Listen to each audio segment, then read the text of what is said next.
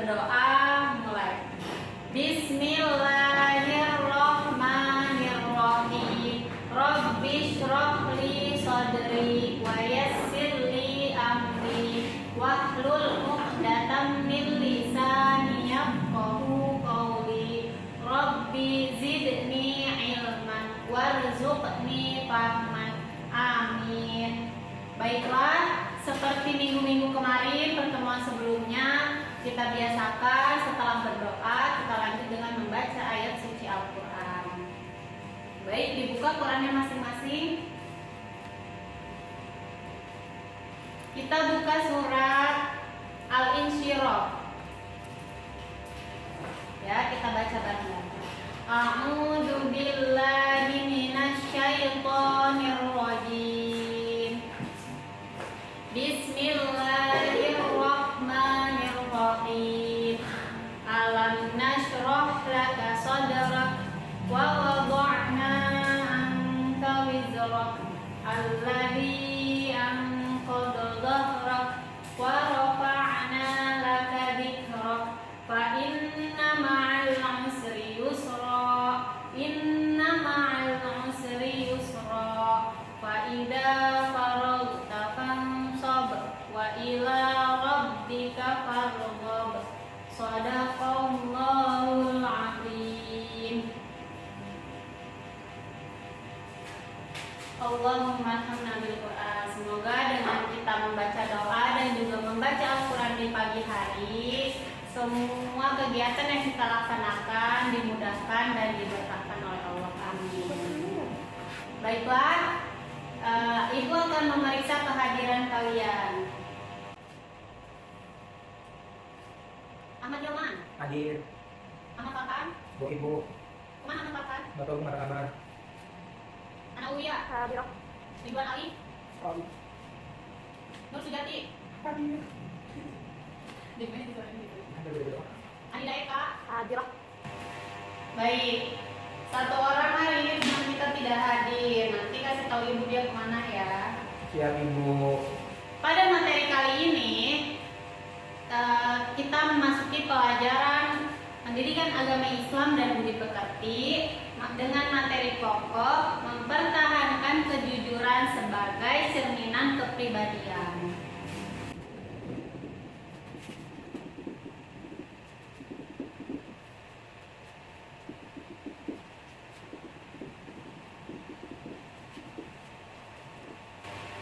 Ya, sebelum lanjut menjelaskan materi, Ibu akan terlebih dahulu menjelaskan tujuan pembelajaran pada hari ini. Nah, pada materi hari ini diharapkan siswa dapat pertama meyakini bahwasanya jujur adalah pokok ajaran agama Islam. Yang kedua, menunjukkan perilaku jujur dalam kehidupan sehari-hari. Dan yang ketiga, peserta didik diharapkan dapat menganalisis manfaat-manfaat kejujuran dalam kehidupan sehari-hari. Dan yang terakhir, peserta didik dapat menyajikan kaitan antara contoh perilaku jujur dalam kehidupan sehari-hari dengan keimanan. Nah, yang pertama makna pengertian jujur itu sendiri.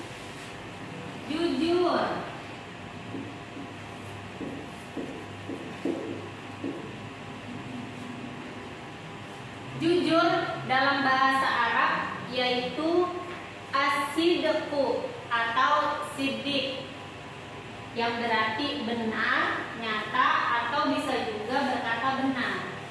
Jujur dalam bahasa Arab berarti benar. Nah, lawan kata dari jujur itu sendiri adalah dusta. Jujur lawan katanya dusta. Nah, dusta itu sendiri dalam bahasa Arab apa? Al-kadibu. Dusta dalam bahasa Arabnya al-kadibu. Kalau tadi maaf, jujur ini bahasa Arabnya as-sidqu. As-sidqu.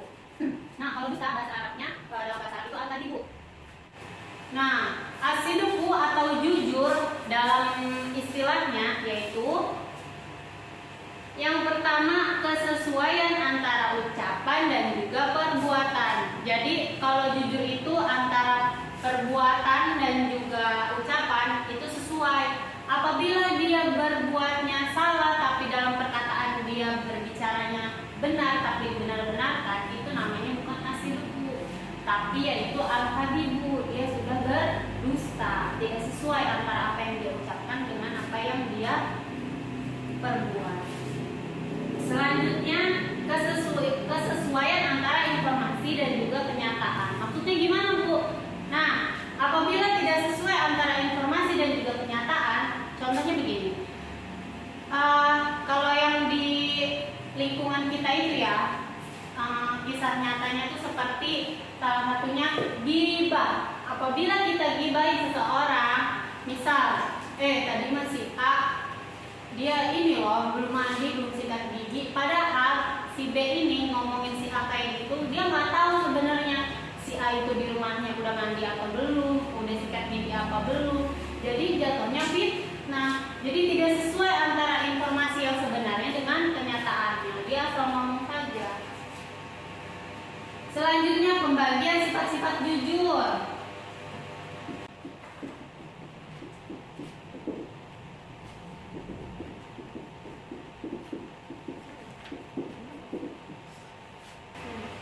Nah, pembagian sifat-sifat jujur. Imam Al-Ghazali membagi beberapa sifat jujur atau as-sidqu sebagai berikut. Yang pertama, jujur dalam niat atau berkehendak. Nah, bagaimana maksudnya jujur dalam niat dan berkehendak? Yaitu tiada dorongan bagi seseorang dalam segala tindakan selain dorongan karena Allah Subhanahu wa Ta'ala. Jadi bahwasanya seseorang itu dapat jujur dalam niatnya sendiri atau kehendak seseorang itu sendiri. Itu jatuhnya bukan karena orang lain. Contohnya seperti ini. Kalau misalkan jujur dalam niat atau berkehendak itu kayak contohnya sholat 5 waktu ya. Sholat 5 waktu itu kan kewajiban seorang muslim. Apabila dia sholat, dia jujur mengerjakan apa yang seharusnya seorang muslim kerjakan. Tapi itu datangnya dari diri dia sendiri karena niat dia ingin sholat 5 waktu, karena dia ingin menjalankan apa yang sudah diperintahkan. Itu namanya jujur dalam niat atau kehendaknya sendiri. Jadi nggak ada tuh dia mau sholat harus dipaksa-paksa dulu. Dia bilangnya, ditanya sama orang, udah sholat belum? Bilangnya sudah, tapi ternyata dia belum. Itu namanya bukan jujur dalam niat atau kehendaknya sendiri. Nah, yang kedua, tadi itu jujur dalam niat atau kehendak.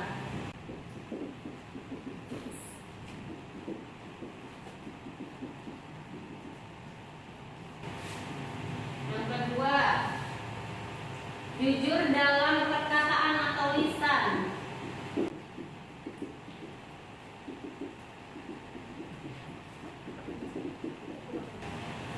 Nah, yang kedua, jujur dalam perkataan atau lisan, yaitu sesuai berita yang diterima dengan apa yang disampaikan. Karena setiap orang itu harus dapat memelihara perkataannya. Apabila seseorang tidak dapat memelihara perkataannya, maka apa yang dia katakan terus-menerus tidak dijaga, tidak dipelihara, jatuhnya akan dusta, akan berbohong, akan jadi fitnah. Makanya kenapa kita harus jujur dalam perkataan atau dapat disebut jujur dalam lisan. Jadi jujur dalam perkataan atau lisan itu harus sesuai dengan berita apa yang dia terima dan juga apa yang dia sampaikan.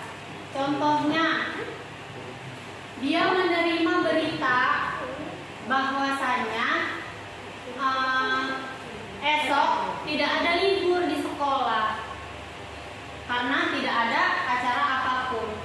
Tetapi karena dia ingin malas-malasan, karena dia malas sekolah, dia menyebarkan informasi yang bohong bahwasanya dia bilang, teman-teman ternyata besok kita libur, kan, tanpa alasan apapun, padahal sebenarnya tidak libur. Yang ketiga, jujur dalam perbuatan.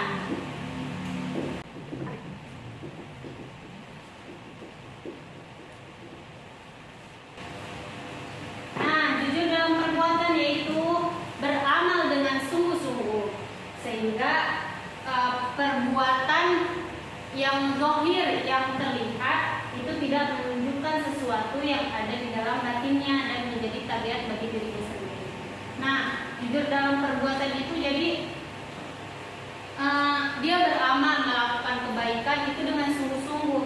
Jadi perbuatan yang sesungguhnya, perbuatan yang zahir, yang lahir itu yang terlihat itu tidak menunjukkan sesuatu di dalamnya yang berarti itu tuh dirinya sendiri. Seperti itu.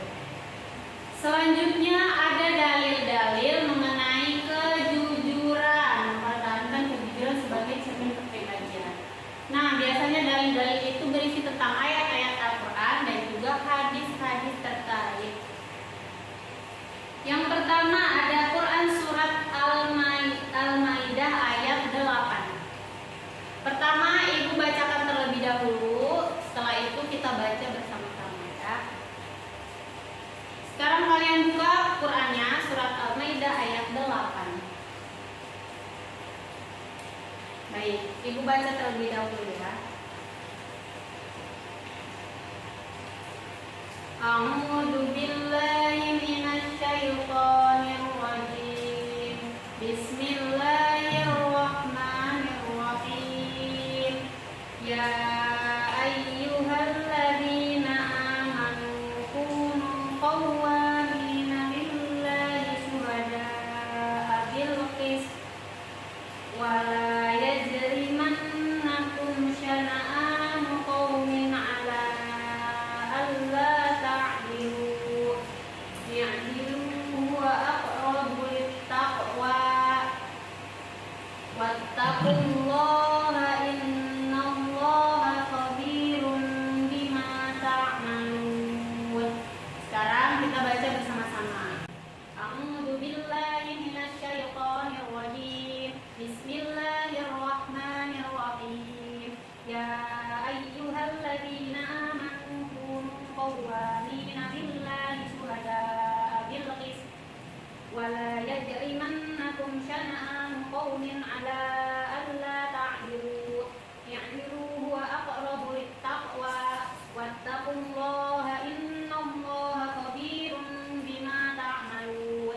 Yang artinya, wahai orang-orang yang beriman, jadilah kamu sebagai penegak keadilan karena Allah ketika menjadi saksi dengan adil, dan janganlah kebencianmu terhadap suatu kaum mendorong kamu untuk berlaku tidak adil. Berlakulah adil, karena adil itu lebih dekat kepada takwa, dan bertakwalah kepada Allah. Sungguh Allah Maha teliti terhadap apa yang kamu kerjakan. Selanjutnya Quran surat At-Taubah ayat 119. Mari kita baca bersama-sama. Bismillahirrahmanirrahim. Ya ayyuhalladzina amanu taqullaha wa kunu ma'as shadiqin. Shadaqallahul azim. Artinya, wahai orang-orang yang beriman, kata Allah, bertakwalah kepada Allah Subhanahu wa ta'ala dan bersamalah kamu dengan orang-orang yang benar. Nah, selanjutnya kandungan Quran surat Al-Maidah ayat 8 seperti apa? Mari kita simak. Surat Al-Maidah ayat 8 memerintahkan kepada orang mukmin agar melaksanakan amal dan pekerjaan yang mereka kerjakan dengan cermat, jujur, ikhlas karena Allah Subhanahu wa ta'ala, bukan karena yang lain. Baik pekerjaan yang bertalian dengan urusan agama maupun pekerjaan yang berurusan dengan kehidupan duniawi. Jadi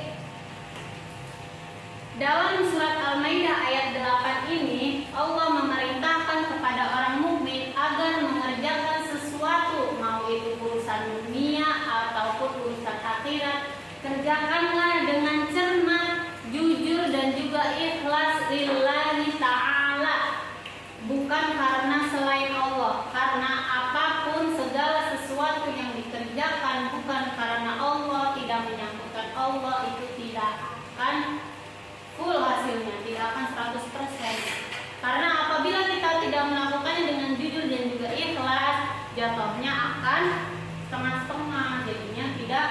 puas kita kerjakan, hasilnya tidak full, tidak memuaskan. Jadi apa yang sudah kita kerjakan dengan hasilnya itu tidak akan sesuai. Selanjutnya, kandungan Quran Surat At-Taubah ayat 119. Allah Subhanahu wa Ta'ala menunjukkan seruannya dan memberikan bimbingan kepada orang-orang yang beriman kepadanya dan juga kepada Rasulnya. Jadi di dalam ayat ini Allah itu menunjukkan seruannya, menunjukkan panggilannya dan memberikan bimbingan kepada orang-orang yang beriman kepada Allah dan juga Rasulnya. Rasul kita itu siapa? Nabi Muhammad Sallallahu Alaihi Wasallam. Agar orang-orang mukmin, orang-orang beriman tetap dalam ketakwaan dan mengharapkan ridha Allah Subhanahu Wa Taala dengan cara menunaikan segala kewajibannya yang sudah Allah tetapkan. Nah, selanjutnya ada hadis dari Abdullah bin Mas'ud radhiyallahu anhu. Diriwayatkan dari Abdullah bin Mas'ud radhiyallahu anhu, Rasulullah shallallahu alaihi wasallam bersabda, "Hendaklah kamu berlaku jujur karena kejujuran menuntunmu pada kebenaran. Apabila kita sudah jujur, maka datanglah kebenaran. Dan kebenaran dapat menuntunmu ke surganya Allah." Dan senantiasa seseorang berlaku jujur dan selalu jujur sehingga ia tercatat di sisi Allah Subhanahu wa Ta'ala sebagai orang yang jujur. Dan hindarilah olehmu berlaku dusta, karena kedustaan itu dapat menuntun kepada kejahatan, maka kejahatan akan menuntun kepada neraka. Dan seseorang senantiasa berlaku dusta sehingga dusta tercatat selalu di sisi Allah Subhanahu wa Ta'ala sebagai pendusta. Hadis riwayat Muslim. Baiklah, yang terakhir ada menerapkan perilaku mulia. Nah, jujur adalah perilaku yang sangat mulia karena kejujuran itu sangat mahal dan walaupun kelihatannya gampang tapi ternyata susah dikerjakan. Ia adalah sifat yang wajib dimiliki oleh para nabi dan rasul Allah Subhanahu wa Ta'ala, sehingga separuh gelar kenabian akan disandingkan kepada orang-orang yang senantiasa menerapkan perilaku jujur. Kenapa separuh gelar kenabian itu hanya akan disandingkan oleh orang-orang yang senantiasa menerapkan perilaku jujur?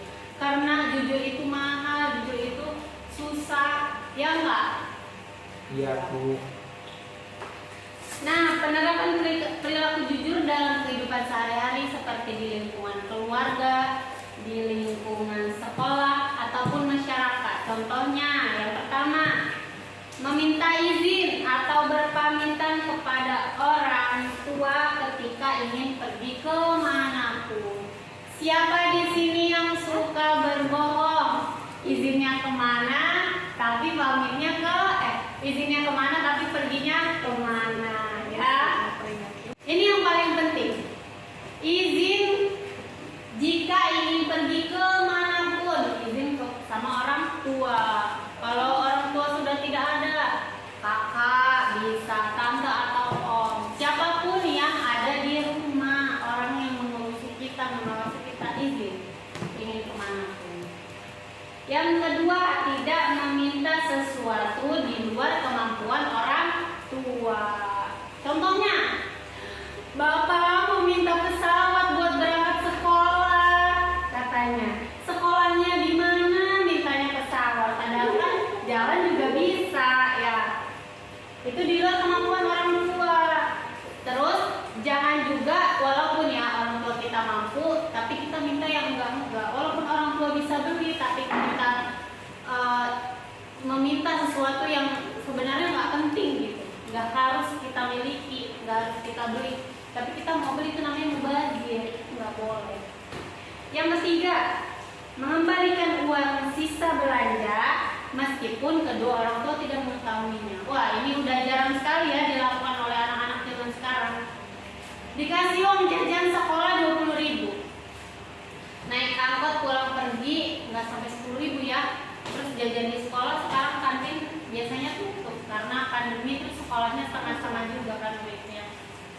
Jadi gimana tuh? Misalnya sisa duit 10.000 atau 5.000 lagi. Nah, balikinlah ke orang tua. Tapi kalau nggak dibalikin, dimasukin tabungan itu nggak apa-apa sih, baik juga. Selanjutnya, tidak memberi atau meminta jawaban kepada teman ketika sedang ulangan atau ujian sekolah.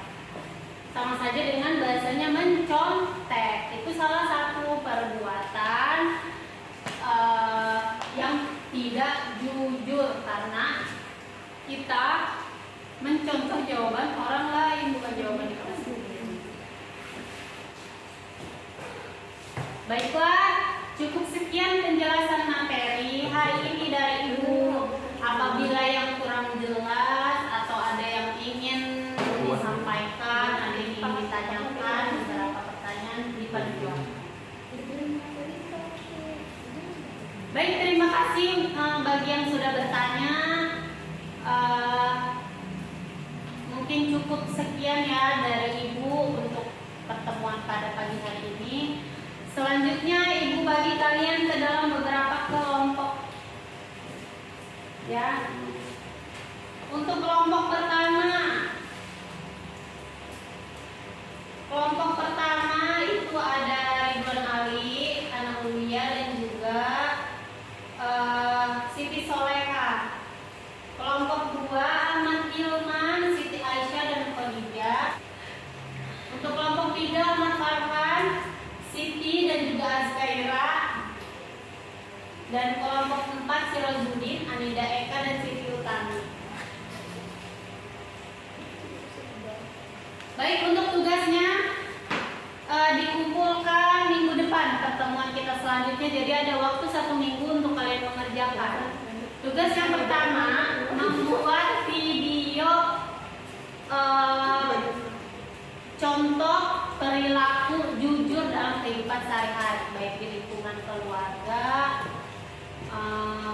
di lingkungan sekolah ataupun di lingkungan masyarakat. Jadi kalian buat video film pendek sepertinya lebih bagus. Dan juga membuat poster tentang manfaat apa saja sih manfaatnya kita berperilaku jujur seperti itu ya. Baik, ada yang ingin ditanyakan untuk tugas-tugasnya minggu depan? Apabila tidak, mungkin Ibu cukupkan sampai sini untuk pertemuan pada pagi hari ini, pertemuan pada minggu ini, hari ini. Semoga materi yang Ibu sampaikan dapat bermanfaat untuk kalian semua dan dapat diterapkan dalam kehidupan sehari-hari. Baik, cukup sekian. Kita tutup pertemuan pada hari ini dengan membaca ayat Al-Hamdalillah.